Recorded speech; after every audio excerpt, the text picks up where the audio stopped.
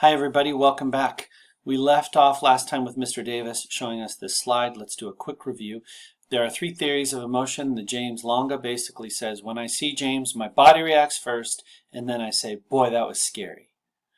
Cannon-Bard says they come out like a cannonball, that we say we feel the emotion and our physiological response happens at the same time. You notice that this is the same time right here.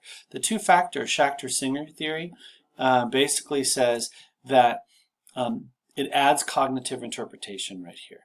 And cognitive interpretation basically says we get to decide to some extent what emotion we have. Mr. Davis talked about that great experiment where somebody was walking across a dangerous bridge and they were afraid. But then at the end they saw somebody who was attractive. They were checking to see if we could misinterpret that fear that we feel as attraction. Because I'm sure you know this. If you see somebody who you have a huge crush on, that feeling in the pit of your stomach is the same feeling you get when you're afraid of something. Isn't that weird?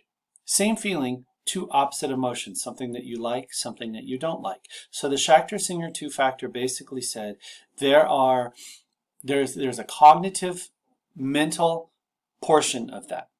And I want you to think about this when it comes to stress, because we're going to be talking about stress later on in this unit. You can choose to see stress as a threat or as a challenge. Now, I'm not saying you're responsible for every one of your emotions, but there is a cognitive interpretation there. A threat, you will move away from. A challenge, you will move toward.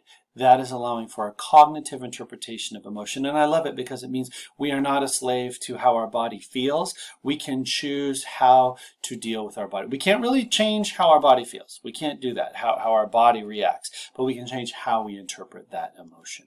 Okay. We're going to move to this next slide, and I'm not a huge fan of it, so I'm going to go quickly through this. Basically, it says that there are two pathways of emotion. They both occur. The high road includes this prefrontal cortex right here. And the prefrontal cortex is what makes you you. It's your decision making. It allows you to control yourself.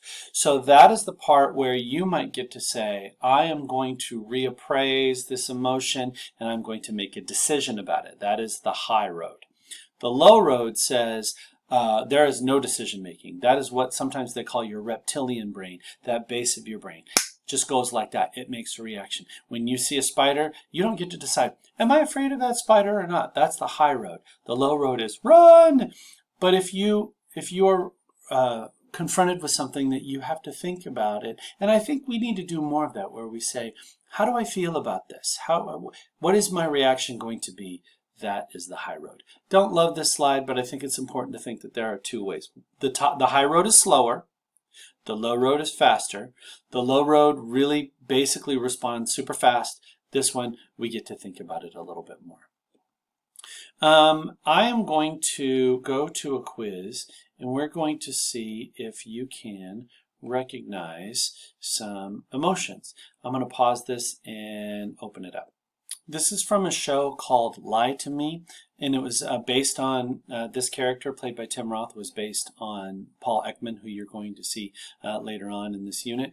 But he said that there are 7 basic emotions that everybody recognizes, that no matter what culture you're in, even if you were born blind, you will make this expression.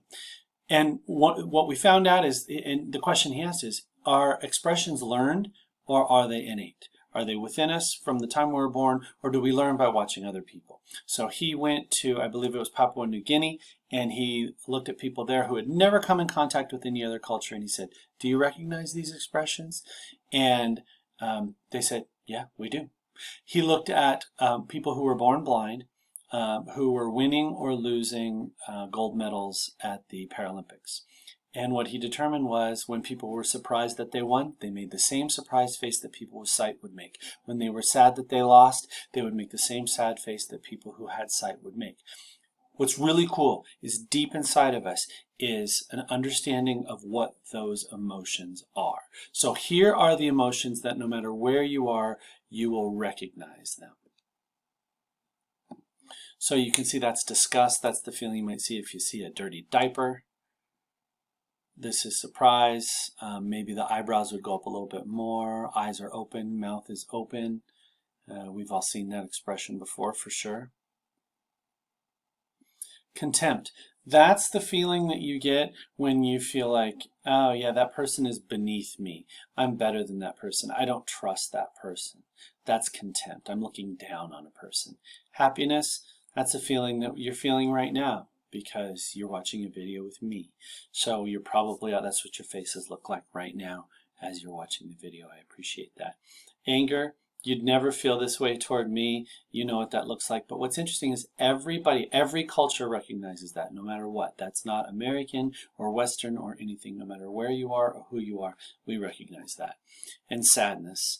And you recognize that expression on people's faces even when sometimes they don't realize that they're sad. So those are the 7 basic expressions that Paul Ekman determined. Oops, I forgot fear. This is the 7th. You know that. And think about it. Eyes big, that's important. You need to make your eyes bigger so you can see the thing that you're afraid of. And we recognize fear on people's faces. Pretty cool stuff. So those are the 7 basic emotions that you've probably written down. I'll move this here. And then we have some other things that we might get to eventually, but we're not going to do right now. People everywhere can recognize these 7 basic emotions. Here's just another video or link that we really don't need. But there are huge cultural differences in how we display them. There are certain things called display rules. And this, this is not covered by a lot of tests, or a lot of teachers, but last year or the year before on the AP test, this was a big part of the test and people were surprised. So just want to make sure you know it. Think about if you've ever been to the East Coast and you watch the way people yell at each other in traffic. We would never do that. Anger is an emotion that you can display on the East Coast that you can't display here. In England and France, there's something they call the stiff upper lip, that they're never supposed to portray emotion. Their display rule, how they're allowed to display emotion, is different than what people in France will do. People in France are very volatile and they can get angry, and that's okay. Gender, you know that there are display rules. I'm not saying it's right or wrong, but I'm saying there is one gender that it's considered less okay to cry. Now, do we all feel sad? Yes. This is not about emotion rules. It's about what emotion you can display. So in our culture, one gender for sure is allowed to cry and feel sad and be sad much more than any other.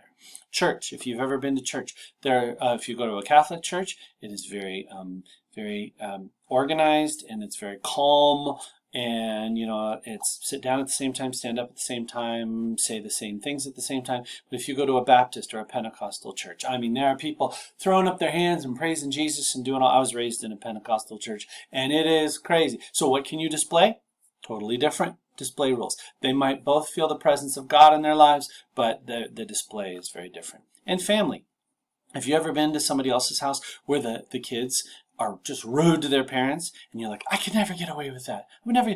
Display rules are different, even in different families. Some families, they don't eat at the table. They do a whole bunch of different things. So the point is, we might have universal emotions that we recognize on people's faces, those 7, but we definitely don't have universal display rules. Each culture says, this is an emotion that these people are allowed to display at this time, and this is an emotion that they are not. Okay, we're over 8 minutes, and I'm ready to go.